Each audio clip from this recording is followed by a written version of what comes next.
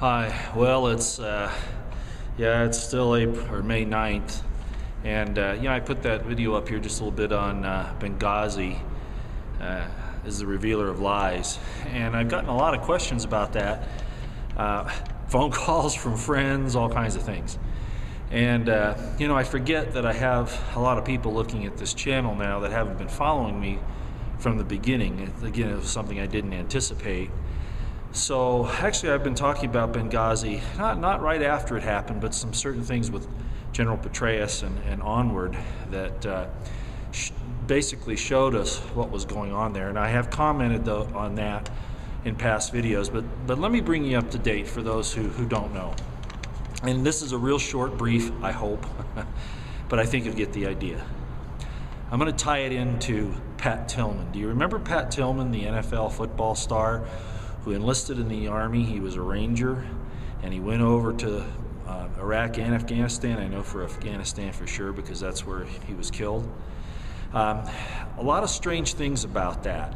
If you go in and look at the family's explanation, it's called the Pat Tillman story, I believe. You'll be able to get some first-hand information, and not just for me. But I'll give you the background on this much. Pat went in and he was the poster boy for the war. And then when he got there, he realized all these bad things were going on. The drug dealing by the CIA, the poppy fields that they were guarding, all of that, okay? Supplying Al-Qaeda, giving the Taliban the money to go to Pakistan. He got involved in a lot of things that he probably knew about. He started writing home. And as a result of that, they got upset at him. And on one of the missions, there was a bomb in the middle of the convoy, and his vehicle and another, I believe, two, it may have only been one Humvee, it could have been two, were separated from the main column. And in that time period, Tillman and his buddy got out and took a secured position. At any rate, after the other vehicles got around the bomb, one did, it came up and started firing on Pat Tillman, and Pat Tillman was waving, and this is what we get from his buddy who survived. Hey, I'm Pat Tillman, don't shoot. And of course, he's in an Army uniform and all that. They shot him from about 50 yards away, I understand, or it may have been as close as 50 feet, and then came up and executed him by shooting him in the head. Now that's the story that I understand from the family's explanation of what happened. Okay, the generals all covered up and said no, he was charging an enemy machine gun nest and was shot in that situation, which was a lie. He did not say, or he did not have that happen to him. He was actually executed. Was it friendly fire? Not at that range, not under those circumstances. And what's most important here, and I'm going to just tell you, there are CIA embeds in the military, and they carry out certain things. And I think that Pat Tillman had become a liability because of what he was willing to say about the war. He would no longer be the war's poster child, the government's poster child, and they had to get rid of him because he was too well known. CIA embeds assassinated him. Okay, why do I bring Pat Tillman up? Because I think the same thing happened to our ambassador, Andrews. Remember what I said just in this last video about the fact that the government has supplied, and I've been saying this all along, okay? All along I've been telling you that the government supplies Al-Qaeda. Al-Qaeda is an arm of the CIA and other Western intelligence agencies for the military-industrial complex to foment wars, dissent, so that they can continue spending money, getting power, those kinds of things, okay? I've also explained that there's a war. I haven't gone into great detail on this because I really don't want to shake anybody up at this point, but there is an internal war going on in our government, okay? That's why you've seen so many good generals relieved. Okay, or leave the military, and some other things that have happened. But Benghazi was a really important thing, and General Petraeus is tied into it.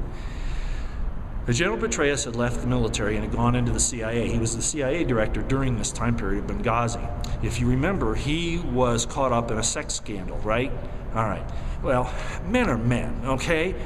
His mistake was, in my view, would be that he was with another married woman. You know, if she hadn't been married, it would have been a whole other ball game for me. But as far as the military was concerned, that was still a bad deal. Okay. There were people on the inside that did not want the military to have control over the civilian side of the CIA. Petraeus was a threat. Why, knowing that, did Obama put him in there? I think because they knew they were going to take him down. Long before Benghazi happened. But when Benghazi occurred, this was the situation. The government was giving arms to Al-Qaeda in the Libyan overthrow. We never got a declaration of war in Libya. What did they call it? A kinetic action? You know, American people, we need to understand that we've been deceived and lied to constantly. And Libya is another good example. Libya was actually a secular government that was actually doing pretty well. Same thing with Syria, okay? Why are we taking secular, well-balanced governments? Yeah, and I'm not saying they're perfect, but things are improving under those organizations, those nations, and then all of a sudden we put these lunatics in to do the things that they do. Why? It's not a mistake, like I've said before. It's absolutely on purpose to cause more dissidents, more trouble, so they can have continual wars. So, Ambassador Stevens was in the consulate in Benghazi. It's not even an embassy. He's not even supposed to be there, okay? That's one of the problems. It's an illegal place to have embassy activity. If you know anything about embassy, rules and all that. The CIA compound next door was a torture chamber where they would get people in and torture them, okay? Now, it is true that there were SEALs there and people that were protecting the contingent, okay? Good people, okay? Good people. And what occurred is that Stevens started to complain about what these arms were doing. They were given into the hands of the Libyan Al-Qaeda, okay, for transfer to the Syrian Al-Qaeda. And I think he started to probably kick against the pricks, so to speak. He said, wait a minute, what are we doing here? He was meeting with the Turkish ambassador, I think, or the prime minister, somebody like that. Anyway, several times there in Benghazi. So the point is this whole thing revolves around what he knew, when he knew it, and possibly his disagreement with the policy, okay? And there are indications that that was going on. Now, you remember the whole Benghazi thing. Supposedly the State Department and the president and all these people said, oh, it was because of that anti-Muslim video, anti-Muhammad video. No, it was not. Okay, now that's come out. But we were saying that at the time that was not true, okay? I went on record with that, and so did a lot of other people that watch this thing, who have been around these types of things. It was a hit. This was a well-organized, armed assault on the consulate and on those compounds that were around there with the express purpose of killing our ambassador and his entourage. Okay, that's what it was about. Okay, to silence him and to make sure that those weapons were transferred to Syria. So why did I include Pat Tillman in the story? Because our ambassador was a victim of this same cabal, this wicked group, and actually they're fighting for power now. So that's why I keep saying that we're in a very dangerous position now, because all these people have nothing to lose. So, everything's out in the open. So that's kind of what I was talking about. Maybe that'll make some sense to you. I'll try to do a more detailed explanation later. I always say that and I never do it. But I think you get the idea of what's going on now. There's a lot more to it than that. The cover-up, the fact that Hillary Clinton, along with, and I might say this real quick too, because this is important, SEAL Team 6, gee, a lot of them were killed in that helicopter crash in Afghanistan. Isn't that a little odd? Nobody to talk about it, and I talked about that before. The commander of SEAL Team 4 supposedly committed suicide. In fact, that didn't happen. Okay, and Hillary Clinton's little problem with her head, she didn't get that concussion by falling down. Another thing happened altogether. I won't go into that, but they were someplace where maybe they shouldn't have been. I'm going to hold this off for just a minute while this vehicle leaves here, and then I'll get started again. Well, it looks like it's going to be quiet. All right, well, that's a real quick rundown on the Benghazi thing. There's more to it than that, but that's kind of the nuts and bolts, okay? Where did Petraeus get in there? Well, obviously, Petraeus was out of the loop. They didn't let him know, and he was in a really bad situation, and he was going to be scheduled to testify in Benghazi. What do you do when somebody's going to testify? You try to give them a black eye, give them something so that they can't really say what they want to say. He realized at that point that he was surrounded by enemies. He was not just the director of the CIA, he was the enemy of the CIA. Sad. So that's the reason why that happened to him. More to it than that, but that's kind of, like I say, the bottom line. I want to switch off from there for a minute. Now that I've got your attention, I want to talk about a couple other things. And we'll talk about this Benghazi thing more as it comes out. They're not going to tell you the whole story, all right? They're just not going to do that. They're going to do it behind closed doors, invoke national security. You already know about the one, guy that was going to testify. His lawyer needs to have, a top secret clearance. You know about how they stall and all that. This thing, hopefully, our congressmen and our senators will get to the bottom of this. I hope, but their track record isn't very good, folks. All right, for doing this. Fast and Furious, they did nothing. The birth certificate, they did nothing, and lots of other things. So we'll see. Like I say, there's this war inside the government, and I'm going to cover that in a lot more depth here one day. But that was also what was going on in the Boston bombing. And I'll just stop right there. I'm not going to go any further. Okay. All right. Go to express.co.uk. Okay, this is a newspaper in the United Kingdom. And it talks about, I saw this and I couldn't believe it, a barrister there is calling for a law that will exempt old men from having sexual affairs with young women age 13. In other words, they want to lower the age of consent to 13 to protect people like Jimmy Savile and probably other people on up the line. Remember I said pedophilia is part of these, it's a ritual of the religion of these evil people, from Bohemian Grove all the way over to Transylvania, okay? It's all connected. And these people are ruling the roost. Okay, let me see if I need to bring anything else up here. Maybe not. Maybe that's where I'll stop right now.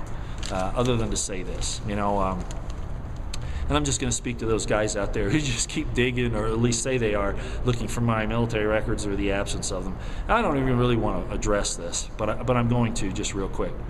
I'm here to try to open up the eyes of the American people so they can have life, liberty, and the pursuit of happiness. All right? My word is my bond. Now, you don't have to take me for face value, but what I am concerned about, you guys who keep digging on me, is this, okay?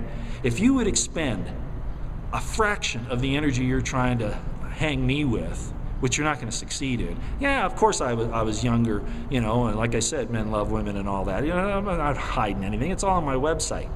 That's not the point. The point is that we're in trouble in this country, and we need people to stand up for it. And you guys would be, except, I'm afraid that this thing, like I said, is too pervasive. But why don't you guys spend a fraction of this energy, okay? And go look for the real criminals.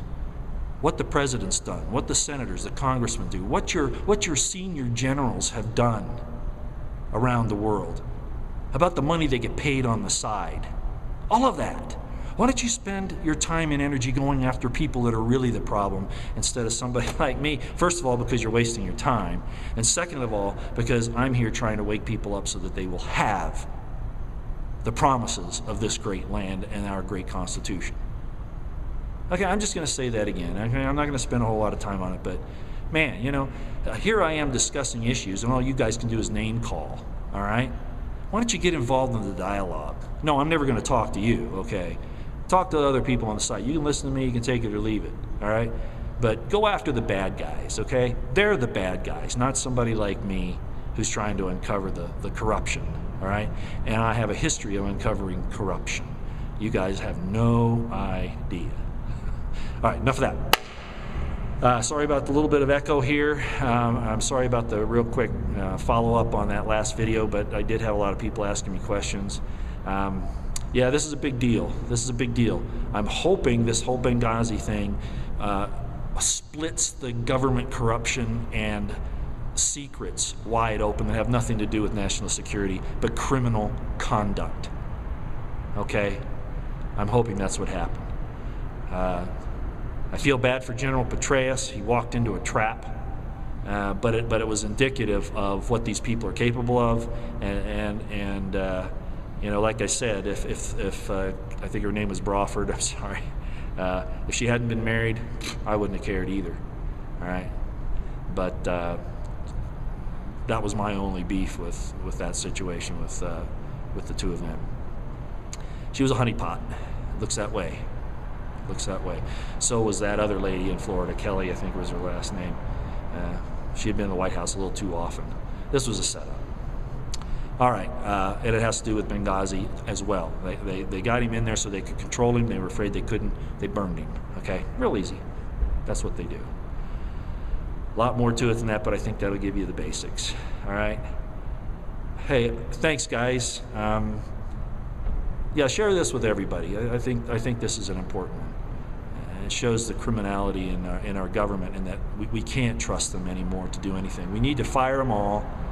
I don't care who they are. Fire them all and get regular people in there who know nothing about, attorneys and about, all this nonsense, millions and millions and billions of dollars that they have. Institute the proper ethical procedures, which they vote out all the time. They can do things that are not. If we did the things they did, we'd be criminals. Okay, but they exempt themselves. That's a title of nobility. That's illegal. Okay. A lot this time. All right. I wasn't actually planning on doing this. I only did it because so many people had so many questions. But I think that'll give you a basic nuts and bolts of what happened. Our brave SEALs and our ambassador and others died over there because there are wicked people in our government who will do wrong things and not fess up to it, to put you in slavery and to kill off your posterity. That's really where it's going.